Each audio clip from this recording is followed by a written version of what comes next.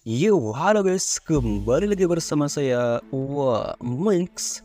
Masih melanjutkan dari episode sebelumnya, yang mana setelah Wang Lin berusaha memanjat puncak, ia tiba-tiba terjatuh akibat dorongan dari suatu benda. Nah, penasaran apa kelanjutan dari kisahnya? Let's go, kita masuk ke alurnya. Singkat cerita, Wang Lin terjatuh di dekat mutiara yang dicari-cari 3 master di episode sebelumnya. Dan ya, alangkah beruntungnya Wang Lin, bisa dikatakan hoki seumur hidup kepake kali ya. Di saat 3 master tersebut mati-matian adu mekanik demi merebutkan barang tersebut, Wang Lin malah tak sengaja bertemu dengannya.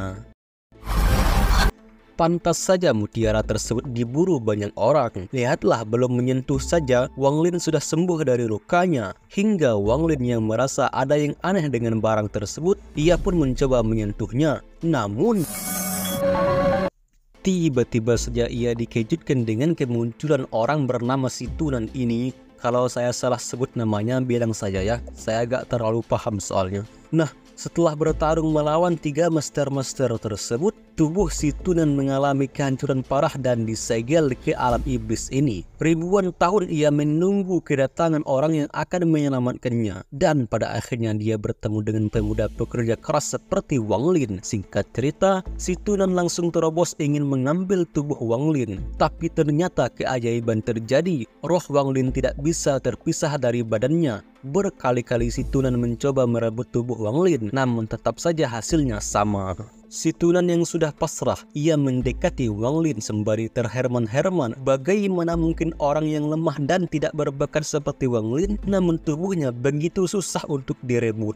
Pada akhirnya, Wang Lin memperkenalkan dirinya sembari menjelaskan bahwa ia bertekad untuk menjadi dewa. Untuk itu, ia meminta pertolongan ke Situnan supaya mengajarkannya cara berlatih.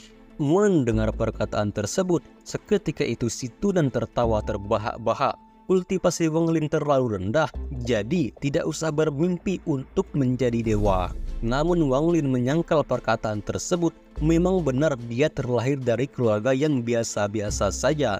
Namun bukan berarti ia tidak bisa menjadi orang yang luar biasa. Dan singkat saja, Wang Lin kembali ke alam dunia yang ternyata dia sudah ditunggu oleh kedua orang tuanya. Sang ibu pun memeluk erat anaknya tersebut. Ia tak tega jika hanya melindungi dirinya dan suaminya, anak satu-satunya tersebut jadi tersiksa. Lalu si gendut menyampaikan bahwa berkat ketekunan Wang Lin, dia akhirnya diterima masuk ke sekte Hengyu. Mendengar perkataan tersebut, Wang Lin berterima kasih sembari berjanji bahwa ia akan selalu mematuhi ajaran sekte Hengyu. Nah, karena sudah sama sepakat, mereka berdua bergegas berangkat ke sekte Hengyu. Wang Lin pun menatap mata kedua orang tuanya. Sebenarnya, jauh dari lubuk hati ia tidak mau berpisah. Namun apa boleh buat, di dunia kultivasi ini, lu punya kekuatan, lu punya kuasa.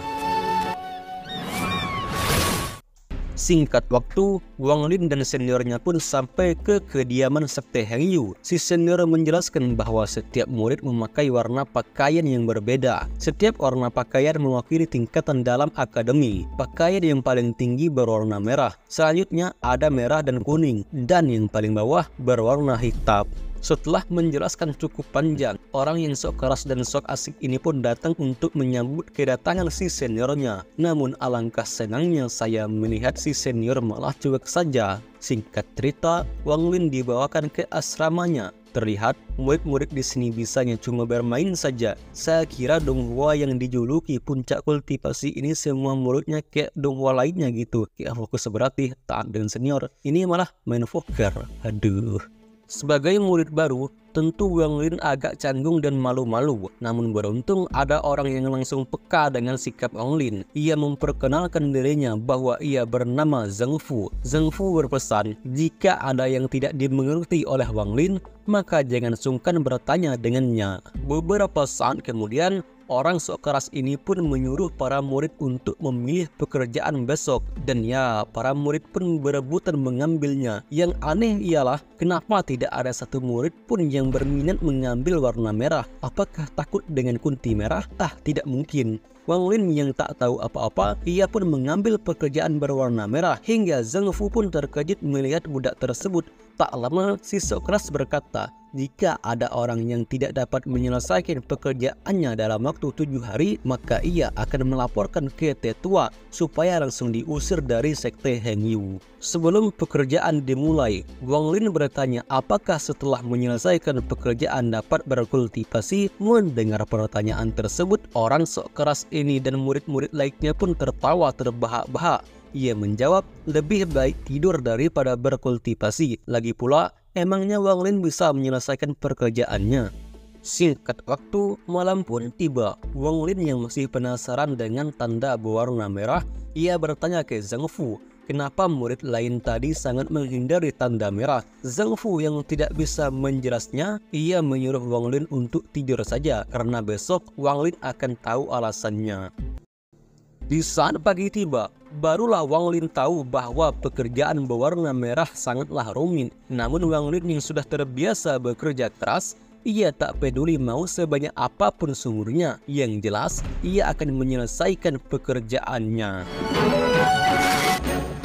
Karena seharian mengangkat air, tangan Wang Lin pun harus terluka. Namun beruntung, ia teringat bahwa 2 hari yang lalu Wang Lin bisa langsung sembuh dari lukanya. Untuk itu, ia mencoba kembali dengan memasukkan mutiara tersebut ke dalam air. Lalu, ia memasukkan tangannya dan dilanjutkan dengan meminumnya. Dan ya, seketika itu tangan dan tubuh Wang Lin menjadi membaik hingga Wang Lin dapat melanjutkan pekerjaannya. Saat malam tiba, terlihat orang yang sok keras ini sedang melaporkan data-data keseharian murid-murid dari sekte Hengyu. Entah apa inti dari percakapannya, sepertinya sangat tidak penting untuk dipahami. Di keesokan harinya, terlihat Wang Lin yang sedang mengumpulkan air embun untuk dijadikan bahan percobaan.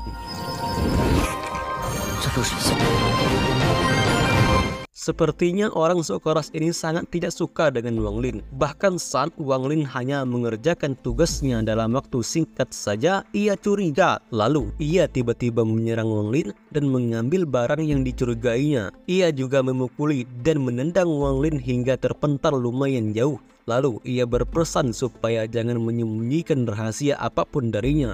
Kalau tidak, Wang Lin akan ditindas olehnya secara terus-menerus. Di alam iblis, Wang Lin yang sedang dimaceti oleh si Tunan. Karena sudah ditindas, kenapa tidak melawan? Namun Wang Lin menjelaskan bahwa ia bukannya tak mau melawan. Namun karena impiannya menjadi dewa, maka ia sanggup diperlakukan tidak layak. Karena jika berani melawan, maka bisa dipastikan juga Wang Lin akan dikeluarkan dari sekte. Mendengar perkataan tersebut, si Tunan memutuskan untuk menjadi guru Wang Lin dan akan mengajarkannya cara berkultivasi. Alasan si Tunan ingin mengangkat Wang Lin jadi gurunya tidak lain dan tidak bukan karena tak tega melihat Wang Lin terus-menerus ditindas. Wang Lin hanya bisa tertawa sembari berkata, takutnya si Tunan juga akan menindasnya juga karena ia hanyalah orang yang lemah. Namun kelihatannya si Tunan kali ini benar-benar ingin mengangkat Wang Lin jadi muridnya. Bahkan ia sedikit memberikan tutor supaya mudah mengumpulkan tenaga air embun agar Wang Lin lebih mudah berkultivasi.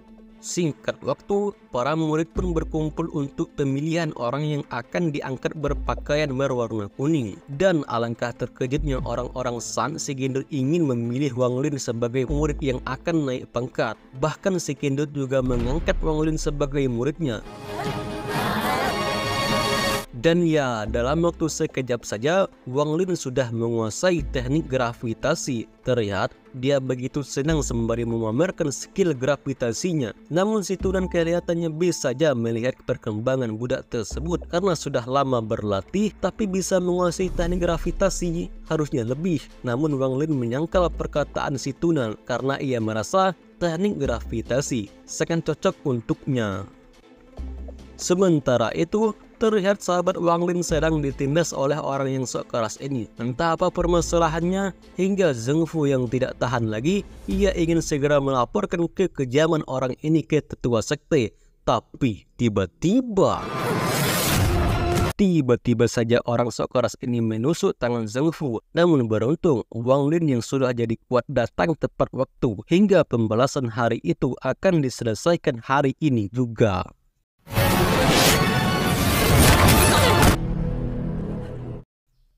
Mam tuh dari tadi kayak sumpah saya benci sekali cok dengan orang ini.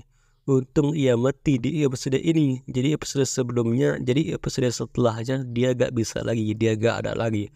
Oke lah, saya Wamek Saudara dan sampai jumpa di video selanjutnya. Adios.